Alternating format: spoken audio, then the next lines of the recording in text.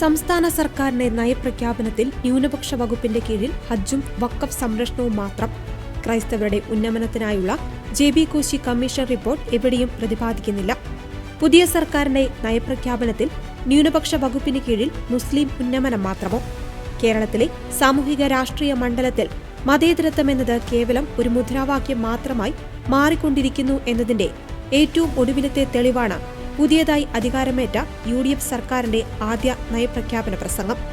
Governor Vishwanath Arlekar നിയമസഭയിൽ നടത്തിയ നയപ്രഖ്യാപനത്തിൽ ന്യൂനപക്ഷക്ഷേമ വകുപ്പുമായി ബന്ധപ്പെട്ട ഉയർന്നുവന്ന പരാമർശങ്ങൾ ക്രൈസ്തവ സമൂഹത്തെ തീർത്തും നിരാശപ്പെടുത്തുന്നതും ആശങ്കയിലാഴ്ത്തുന്നതുമാണ്.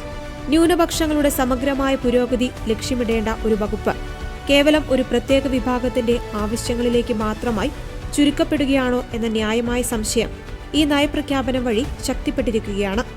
നയപ്രഖ്യാപനത്തിലെ 59-ാം ഖണ്ഡിക പരിശോധിച്ചാൽ ഇത് വ്യക്തമാകും. ഹജ്ജ് തീർത്ഥാടനം സുഗമമാക്കൽ, വഖഫ് ആസ്തികളുടെ സംരക്ഷണവും പരിപാലനവും, വഖഫ് ബോർഡിന്റെ പ്രവർത്തനങ്ങളുടെ ആധുനികവൽക്കരണം എന്നിവയ്ക്ക് പ്രഥമ പരിഗണന നൽകുമെന്നാണ് അതിൽ അടിവരയിട്ട് പറയുന്നത്.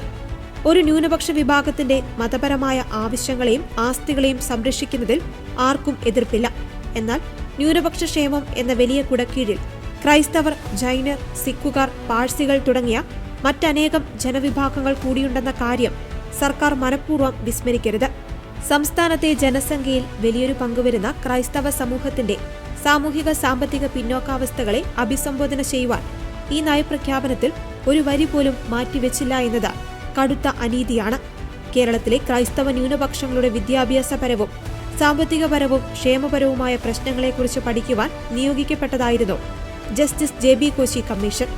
ക്രൈസ്തവ സമൂഹത്തിലെ വിവിധ ജനവിഭാഗങ്ങളുടെ, പ്രത്യേകിച്ച് തീരദേശവാസികളായ ലത്തീൻ കത്തോലിക്കർ, പരിവർത്തിത ക്രൈസ്തവർ, ദളിത് ക്രൈസ്തവർ തുടങ്ങിയവരുടെ കടുത്ത പിന്നോക്കാവസ്ഥയും പരിതാപകരമായ അവസ്ഥയും ഈ റിപ്പോർട്ടിൽ കൃത്യമായി പ്രതിപാദിച്ചിട്ടുണ്ട്. കഴിഞ്ഞ ഇടതുപക്ഷ സർക്കാരിന്റെ അവസാന കാലത്താണ് ഈ റിപ്പോർട്ടിന്മേൽ ചില അനുകൂല തീരുമാനങ്ങൾ കൈക്കൊണ്ടത്. എന്നാൽ ഈ കമ്മീഷൻ ശുപാർശകൾ പൂർണ്ണമായി നടപ്പിലാക്കുമെന്ന് പ്രതീക്ഷിച്ചിരുന്ന ക്രൈസ്തവ സമൂഹത്തിന് പുതിയ സർക്കാരിന്റെ ഭാഗത്തുനിന്ന് ലഭിച്ചത് കനത്ത നിശബ്ദത മാത്രമാണ്.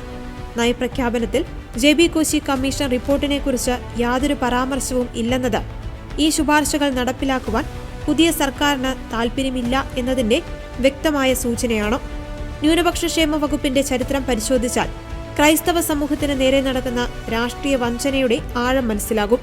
ഈ വകുപ്പ് രൂപീകരിക്കപ്പെട്ടതു മുതൽ ഇന്നുവരെ ഒരു ക്രൈസ്തവനോ, സിഖുകാരനോ, ജൈനനോ ഈ വകുപ്പിന്റെ മന്ത്രിയായി വന്നിട്ടില്ല. കമ്മീഷൻ ശുപാർശകൾ നടപ്പിലാക്കേണ്ടതുള്ളതിനാൽ ഇത്തവണയെങ്കിലും ഒരു ക്രൈസ്തവ പ്രതിനിധി ന്യൂനപക്ഷ മന്ത്രിയാകുമെന്ന് സമൂഹം പ്രത്യാശിച്ചിരുന്നു. എന്നാൽ മുസ്ലിം ലീഗ് പ്രതിനിധിയായ N ഷംസുദ്ദീനെ ഈ ചുമതല ഏൽപ്പിച്ചതിലൂടെ ആ പ്രതീക്ഷകളും അസ്ഥാനത്തായി. ന്യൂനപക്ഷ വകുപ്പ് കേവലം മുസ്ലിം പക്ഷ വകുപ്പായി മാറുകയാണോ എന്ന് സമൂഹം സംശയിച്ചാൽ അതിൽ തെറ്റു പറയാനാകില്ല.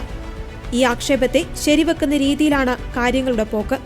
സാമൂഹിക നീതിയും സമത്വവും പ്രസംഗിക്കുന്ന മുന്നണികൾ അധികാരത്തിൽ വരുമ്പോൾ ഒരു വിഭാഗത്തെ മാത്രം തൃപ്തിപ്പെടുത്തുകയും മറുവിഭാഗത്തെ പൂർണ്ണമായി തഴയുകയും ചെയ്യുന്നത് ജനാധിപത്യത്തിന് ഭൂഷണമല്ല. ക്രൈസ്തവ സമൂഹത്തിന്റെ വോട്ടുകൾ വാങ്ങി അധികാരത്തിലേറിയവർ അവരുടെ അടിസ്ഥാന ആവശ്യങ്ങളോട് കണ്ണടയ്ക്കുന്നത് രാഷ്ട്രീയ ധാർമ്മികതയ്ക്ക് നിരക്കുന്നതല്ല. കൊട്ടിഘോഷിക്കപ്പെടുന്ന ഈ മതേതരത്വം ഭൂരിപക്ഷ ന്യൂനപക്ഷ വ്യത്യാസമില്ലാതെ എല്ലാവർക്കും തുല്യനീതി ഉറപ്പാക്കുന്നതാകണം. അല്ലാത്തപക്ഷം ഈ അവഗണനയ്ക്കെതിരെ ശക്തമായ പ്രതിഷേധങ്ങൾ ഉയർത്തുവാൻ ക്രൈസ്തവ സമൂഹം നിർബന്ധിതരാകും.